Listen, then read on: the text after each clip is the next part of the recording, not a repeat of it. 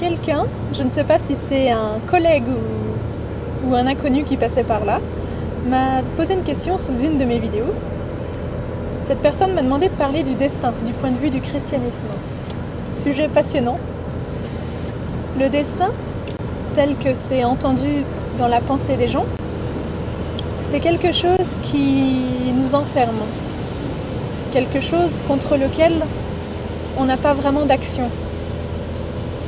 Voilà, on est destiné à ce qui nous arrive ceci ou cela et on a beau tout faire, on est comme prisonnier de notre destin. Je pense par exemple dans la mythologie grecque, si je ne m'abuse, il y a cette histoire d'Œdipe. Voilà, il est dit que plus tard il assassinera son père et épousera sa mère. AlorsŒdipe, pour que ça n'arrive surtout pas, fuit, il fait tout pour que cette prophétie ne se réalise pas. Et en fait, en cherchant à fuir cette prophétie, et bien au final, il arrive ce qui lui a été prédit. Par erreur, il assassine quelqu'un qui s'avérait être son père et au final, il se retrouve à épouser une femme et dont il ne savait pas que c'était sa mère. Cette histoire très connue de la mythologie nous donne un peu un aperçu de comment on peut entendre le destin dans un point de vue non chrétien. Voilà, quelque chose qui, quoi que l'on fasse, se réalisera, qu'on le veuille ou qu'on le veuille non, c'est notre destin, voilà. Dans la pensée chrétienne, il n'y a pas vraiment de place pour cette notion de destin au sens enfermant. Un des principes fondamentaux de la vie chrétienne, c'est la liberté. Dieu nous a créés libres, il nous a créés avec une conscience nous permettant de réaliser des choix, d'affirmer des décisions, de nous comporter d'une telle manière ou d'une autre. C'est vraiment fondamental dans la pensée chrétienne. La notion de destin peut éventuellement apparaître dans le christianisme lorsque Dieu nous appelle à quelque chose de particulier et de précis.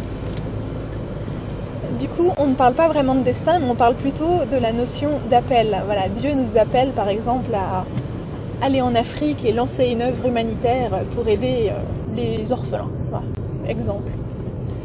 Voilà, on sent dans notre cœur que Dieu nous appelle à faire ça. Après une période de discernement pour s'assurer que c'est bien Dieu qui nous appelle et pas notre imagination, on va répondre positivement à cet appel. Cette notion d'appel concerne plein d'aspects de la vie. Quand on est chrétien, on peut être appelé au mariage, on peut être appelé au célibat, on peut être appelé à toutes sortes de choses. Mais cet appel, c'est pas comme un destin ou quelque chose qui se réaliserait contre notre volonté, qu'on soit d'accord ou non. C'est un appel, c'est-à-dire que Dieu nous propose un chemin. Alors on n'a pas le choix de ce chemin parce que l'appel, c'est Dieu qui l'imagine, qui le crée. Par contre, on est complètement libre de répondre à cet appel ou de rejeter cet appel. On peut décider de se rendre collaborateur de la volonté de Dieu en disant un oui à sa volonté et en s'engageant sur le chemin qu'il a tracé pour nous. Mais c'est pas quelque chose d'enfermant.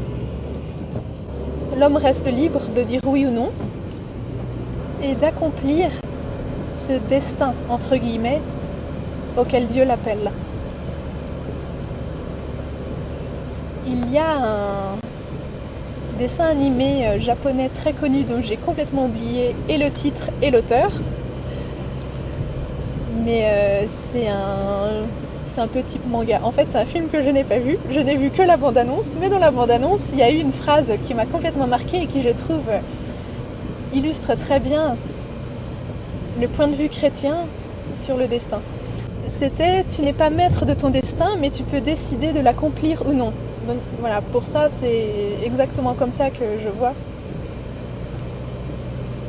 le destin selon Dieu, tel qu'on pourrait l'entendre dans une optique chrétienne. Voilà, c'est qu'on n'est pas maître de ce à quoi Dieu nous appelle, de ce à quoi Dieu nous destine. Ça, on ne peut pas le décider. Par contre, on est complètement libre de décider d'accomplir ou non cette vocation, cette destinée qui nous est offerte par Dieu. Par ailleurs, toujours sur la notion de destin, il y a quelque chose dans le christianisme que je trouve extrêmement libérateur et plein d'espoir. C'est que, toujours dans cette idée de liberté, donc là du coup ce sera plus la libération que la liberté,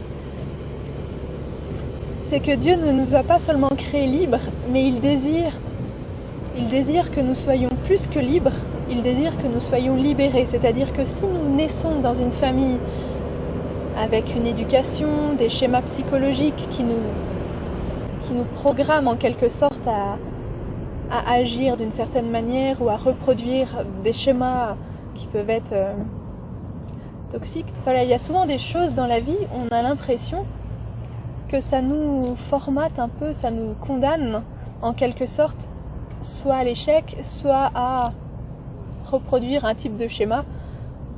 Toutes ces choses dont on n'est pas maître et qui influent sur notre vie malgré nous, toutes ces choses qu'on a héritées de notre famille, de notre éducation, de notre passé, de l'endroit où on a grandi, Dieu nous en offre la libération. On peut être libéré par Jésus-Christ de plein de choses qui nous emprisonnent, qui nous enchaînent, qui nous lient. Et il y a un passage dans la Bible qui dit que lorsqu'on appartient au Seigneur, notre destin ne dépend plus des étoiles. Donc là aussi, dans l'astrologie, dans les horoscopes, on peut voir aussi comme quelque chose qui contraint notre destin à aller dans un sens plutôt que dans un autre. Eh bien, le chrétien n'est plus soumis, n'est plus sous le règne des étoiles, ça c'est écrit dans la Bible. C'est-à-dire que si on est né de tel signe et que l'horoscope prédit que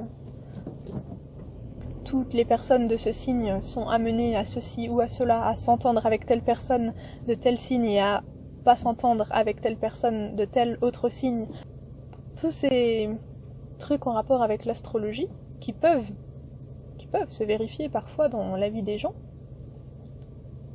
le chrétien en est libéré. Quand on appartient à Jésus-Christ, on n'appartient plus aux puissances, les puissances du monde, les puissances des ténèbres, les puissances occultes, les puissances des astres, tout ce qui peut diriger à notre insu notre vie et notre destin, nous en sommes libérés en Jésus-Christ. Et ça, c'est une bouffée d'oxygène. C'est libérateur. Et il y a aussi des anecdotes qui me viennent à l'esprit sur cette notion de destin, c'est que